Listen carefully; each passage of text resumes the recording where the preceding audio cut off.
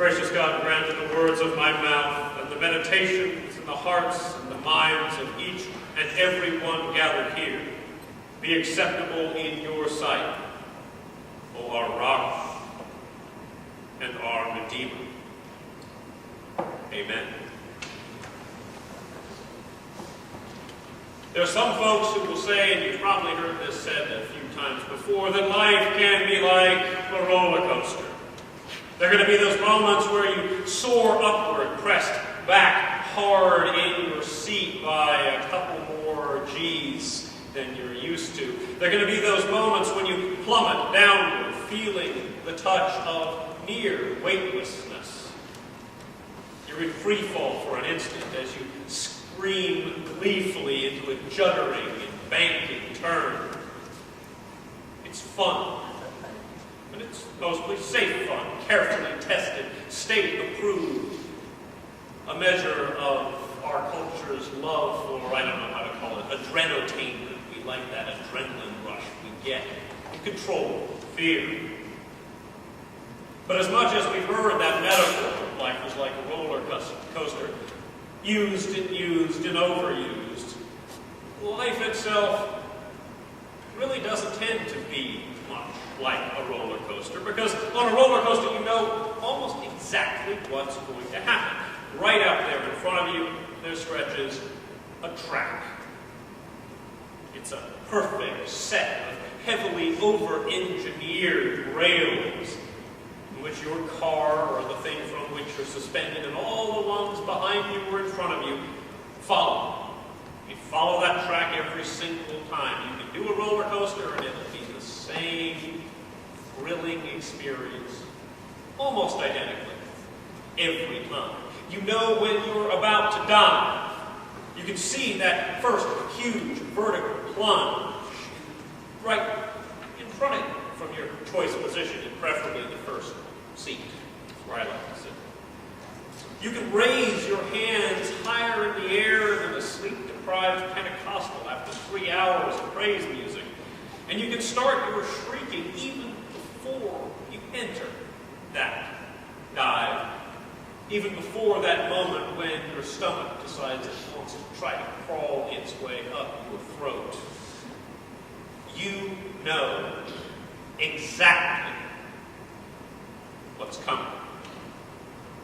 And life is not like that. Those plunges come when we least expect them. Those rises will suddenly snatch us up, and we have almost no idea which way that track is going. Sometimes as we begin one of those downward plummets, as we start heading downwards and our acceleration increases, there are moments we're not even sure there's a track there at all.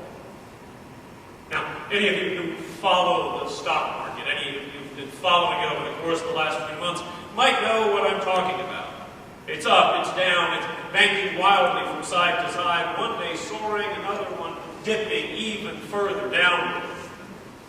The market these days resembles nothing quite so much as a flock of starlings that have eaten their fill of well-fermented blackberries. And it's this great, squawking, drunken cloud of brokers who are weaving their way through the sky, flirting dangerously with the ground, and then soaring up to the heavens, and then coming back down again. Don't know where they're going. No idea. And it's not an easy time for those of us who have pension retirement funds, or who've invested, or for those of us whose churches still largely rely on the returns from their endowments to keep their doors open. We don't know what is going to happen next. Who knows? Who knows for sure among us? The answer is that not one of us knows exactly for sure.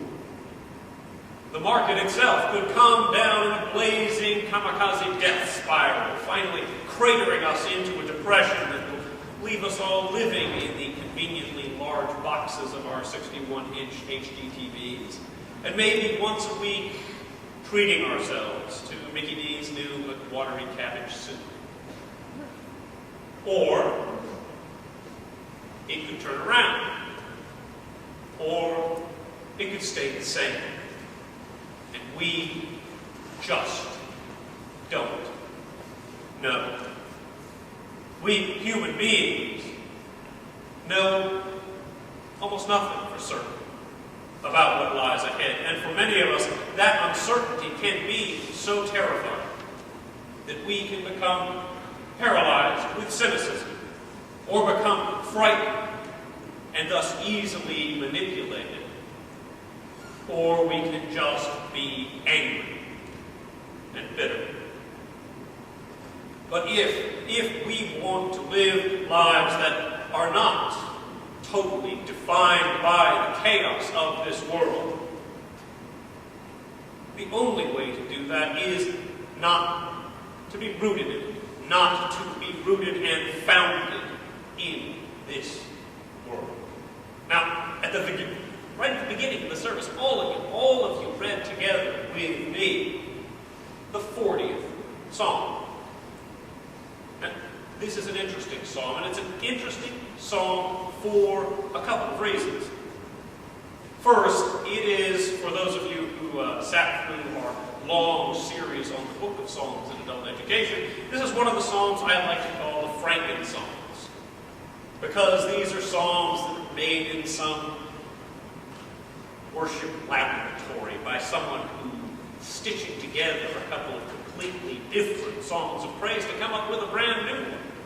And sometimes it works. I think it works here. If you look at Psalm 40, and I'd encourage you to do that at some point, what you'll find is that the latter part, the ending of Psalm 40, verses 13 through 17, are in fact Psalm 70. You can do that comparison. Look at the last couple of verses, 13 through 17. It's just Psalm 70, which someone said, well, these will work together. I'm going to cut Psalm 70. I'm going to put it in with another psalm. Hey, we've got ourselves a new psalm. That's interesting, but it's not all that important. What is more important is what this song says. This song is a song of rejoicing at God's deliverance. It is a deeply personal song of salvation, song of security in God's embrace.